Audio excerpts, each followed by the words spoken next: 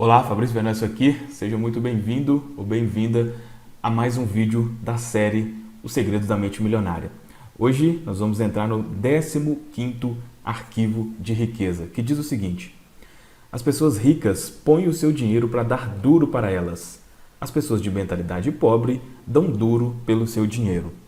Os dois primeiros parágrafos eu vou ler na íntegra aqui, que já dá uma ideia clara do que ele quer dizer. Olha, se você é como a maioria das pessoas, cresceu programado para acreditar que tem que dar duro para ganhar dinheiro.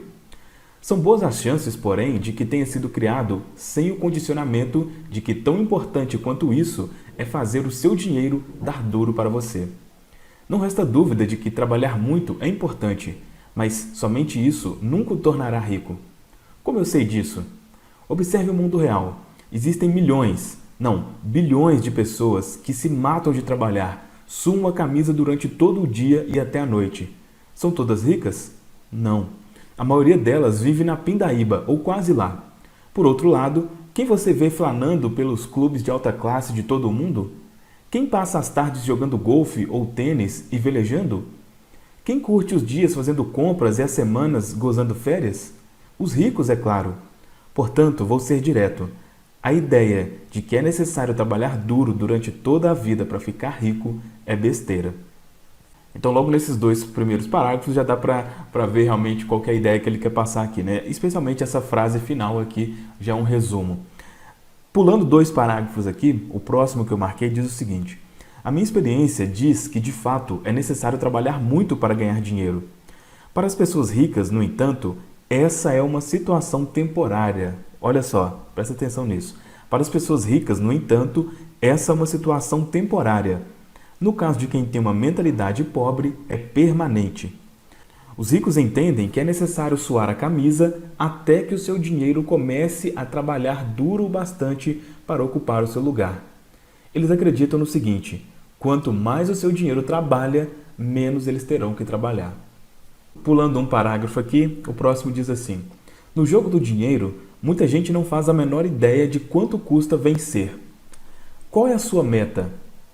Quando você vence o jogo, você está jogando para o gasto, para ter rendimentos de 30 mil reais por ano, para ficar milionário ou para ser um multimilionário?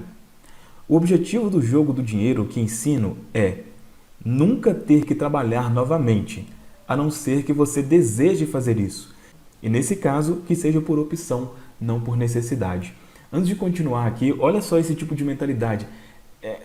É quase impossível, né, você ver as pessoas terem esse tipo de pensamento. Olha, nunca ter que trabalhar novamente, a não ser que você deseje fazer isso.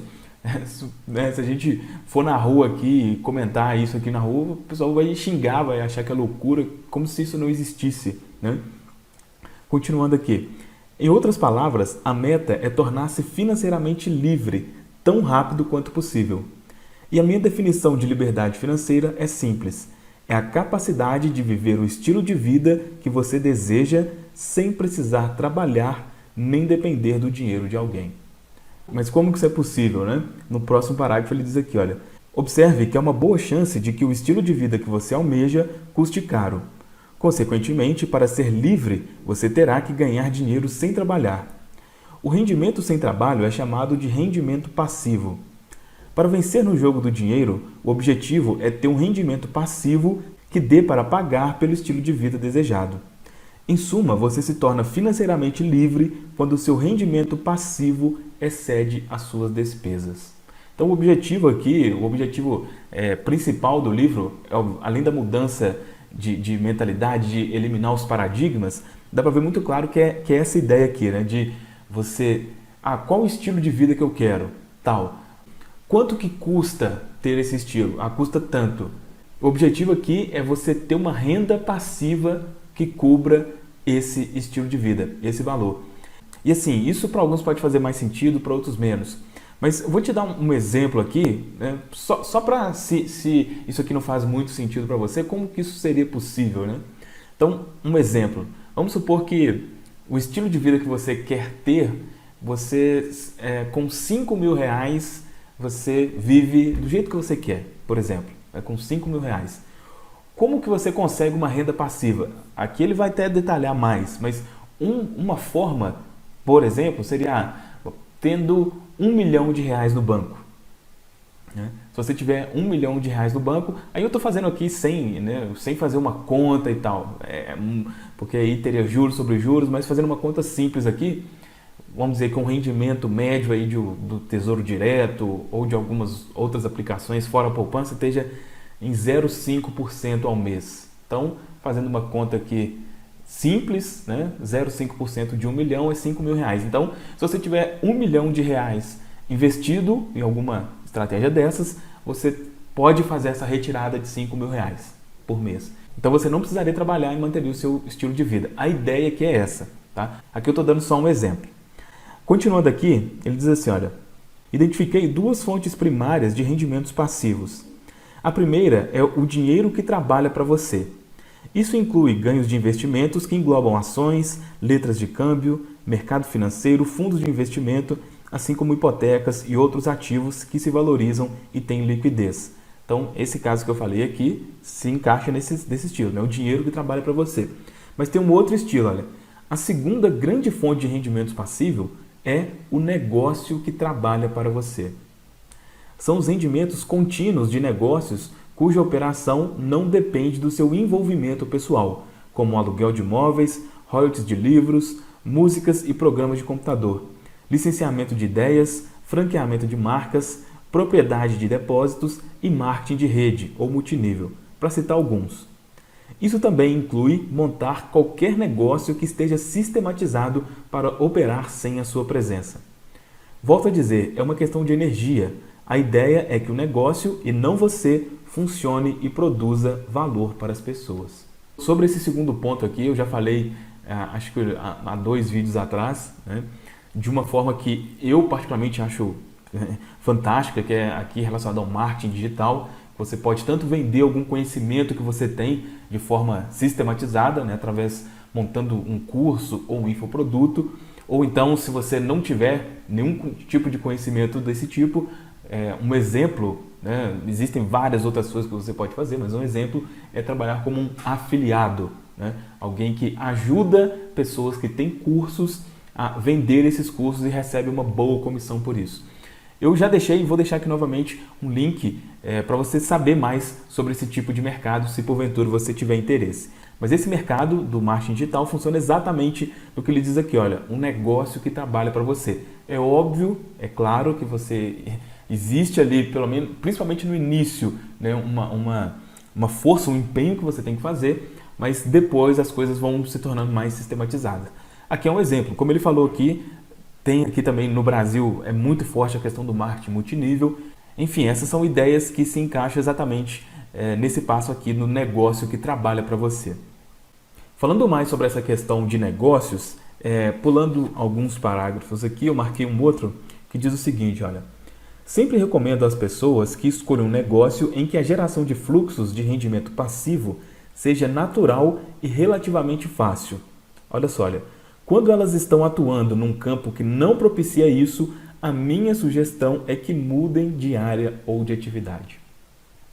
Isso é importante, sobretudo, numa época em que muitos profissionais são prestadores de serviços pessoais e têm, portanto, que estar presentes para ganhar dinheiro. Não há nada de errado em estar no ramo de serviços pessoais, a não ser o fato de que, se a pessoa não montar o seu próprio cavalo de investimento bem cedo e cavalgar excepcionalmente bem, ficará presa na armadilha de precisar trabalhar para sempre. Então, o que ele quer dizer aqui? Né? Olha só, é muito claro. Quando elas estão atuando num campo que não propicia isso, a minha sugestão é que mudem. Isso o quê? Esse tipo de negócio automatizado, entre aspas, né? Ou, enfim, algum negócio que não dependa necessariamente de você estar ali presente. Essa é a ideia. E a sugestão, e às vezes a gente quer uma fórmula mágica. Ah, não, eu não quero isso, enfim, eu não quero ter um negócio. Então, ele fala que, olha, então, o que você pode fazer? Cadê aqui, olha? Se a pessoa não montar o seu próprio cavalo de investimento bem cedo e cavalgar excepcionalmente bem, ficará presa na armadilha de precisar trabalhar para sempre. Então, basicamente é como se não existisse outro caminho, né? Ou você empreende em algo, ou então você começa a fazer investimento, né? E aí, a questão do investimento, tem até um outro livro que fala sobre isso, que ele chama A Via Expressa dos Milionários, né? Que com investimento, é óbvio que existem casos, normal, especialmente com investimentos mais agressivos, da pessoa conseguir ficar milionário assim e não demorar décadas para isso, mas não é muito comum, Então, quando a pessoa quer fazer isso no formato de investimento, tende a demorar bem mais, né? Mas é uma opção também. Então, o que você acha melhor? Ter um negócio desse estilo ou então fazer um investimento? Aqui, como se não existisse outra opção. É claro, aqui considerando meios de trabalho e tal, né? Sem considerar loteria e outras coisas assim do tipo, né? Bom, continuando aqui, pulando mais alguns parágrafos, diz aqui, olha, para aumentar a sua riqueza futura, você terá que ou ganhar mais ou gastar menos. É óbvio, mas é tão óbvio que às vezes, né, a gente tem dificuldade com isso. Olha. Não vejo ninguém com um revólver apontando para sua cabeça e determinando em que casa você deve morar, que carro você deve ter, que roupas deve usar ou que comida deve comer. Você tem o poder de fazer escolhas. É uma questão de prioridades. Quem pensa pequeno opta pelo agora e as pessoas ricas preferem o equilíbrio. Então, nesse ponto aqui, o que eu achei interessante, né? Ou você ganha mais ou gasta menos. Então, normalmente, o ganhar mais é um pouco mais difícil, né? O ganhar mais exige um esforço maior. Mas a questão do gastar menos, muitas vezes o problema do gastar menos é o ego. É o ego. Como ele fala aqui, olha, não tem ninguém apontando uma arma para sua cabeça falando onde você tem que morar, que carro você deve ter. Então pode ser que pelo que você ganha, você tem que simplificar. Pode ser que, por exemplo, a casa que você viva não seja compatível com a renda que você tenha. Você tem, por exemplo, que ir para uma casa mais simples, mas aí o ego fala, não, mas que isso, eu vou ir para uma casa... Ou então o carro, né? Cara, pode ser que você não tenha condição de ter um carro. Pode ser, né? E para algumas pessoas é um absurdo. Não, eu tenho que ter um carro. E pode ser que não seja o momento. Pode ser que ter um carro esteja atrapalhando completamente tudo. Então esse ponto aqui eu achei bem interessante de que é essa escolha, né? Ou se você quer melhorar, ou você ganha mais ou gasta menos. É óbvio que o ideal é as duas coisas, é óbvio. Mas se tiver que começar por uma, a mais fácil é o de gastar menos.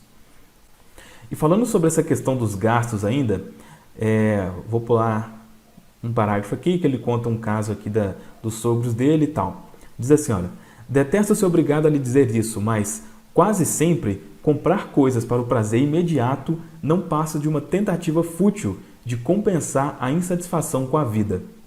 Em geral, gastar um dinheiro que você não tem é a manifestação da vontade de viver emoções que já estão ao seu alcance. Essa síndrome é comumente conhecida como terapia do varejo. O gasto excessivo e a necessidade de gratificação imediata têm pouco a ver com o que você está efetivamente comprando e tudo a ver com a falta de satisfação na sua vida. Mas é claro que, se o gasto excessivo não for motivado por suas emoções imediatas, ele provém do seu modelo de dinheiro. Então, pegando de novo sobre essa questão dos gastos, né? Muitas vezes a dificuldade está exatamente nisso, né? A pessoa, o bem material ali, a pessoa pelo menos tem a ilusão de que ele vai suprir alguma necessidade emocional que ela tem. Então, por exemplo, eu estava triste, eu estava não sei o que, eu fui e comprei um carro novo para... aquilo vai funcionar como se fosse uma droga, né? Pode deixar bem ali por um tempo, mas depois emocionalmente não vai ter benefício nenhum. Bom, vou dar mais um pulo aqui, que esse capítulo é bem grande, mas pro finalzinho dele diz aqui, olha, para reforçar, volto a dizer, a ideia é fazer o seu dinheiro trabalhar para você, tanto quanto você trabalha para ele. Para isso é necessário poupar e investir em vez de gastá-lo, como se essa prática fosse a missão da sua vida. Olha esse ponto. Chega a ser engraçado. Os ricos possuem muito dinheiro e gastam pouco, ao passo que as pessoas de mentalidade pobre têm pouco e gastam muito. Longo prazo versus curto prazo. Quem pensa pequeno trabalha para ganhar para o dia de hoje, enquanto as pessoas ricas trabalham para investir no amanhã. Os ricos compram ativos, coisas cujo valor provavelmente aumentará. As pessoas de mentalidade pobre adquirem passivos, coisas cujo valor com toda a certeza diminuirá. Quem é rico coleciona terras e propriedades. Os que têm mentalidade pobre juntam contas a pagar. Bom, aqui depois tem mais algumas coisas, mas aí não nada de muito novo, é mais para reforçar essa ideia aqui mesmo, né? Então aqui no final ele faz uma declaração, ele sugere, né, uma declaração que nesse caso é: o meu dinheiro trabalha para mim e se multiplica. Eu tenho uma mente milionária. E cita aqui também 3 ações. Ação 1. Instrua-se. Assista a seminários sobre investimentos. Leia pelo menos um livro sobre esse assunto por mês, além de revistas e jornais do setor financeiro, como Exame, Isto é Dinheiro, Gazeta Mercantil e Valor Econômico. Não estou lhe dizendo para seguir todos os conselhos dados por essas publicações, mas que se familiarize com as opções financeiras que encontrará. Escolha uma área para se especializar e comece a investir nela. Ação 2. Mude o foco do rendimento ativo para o passivo. Relacione pelo menos 3 estratégias com as quais você pode obter rendimentos sem trabalhar, seja no campo dos negócios ou na área de investimentos. Comece pesquisando e depois entre em ação com essas estratégias. E ação 3, essa aqui não é tão viável, não é viável para todo mundo, que é: não espere para adquirir imóveis, compre-os e espere. Então teve uma parte aqui que ele fala sobre investimento em imóveis, não foi uma parte que a gente aprofundou aqui. Beleza? Era isso sobre esse capítulo. Espero que tenha sido útil para você. Forte abraço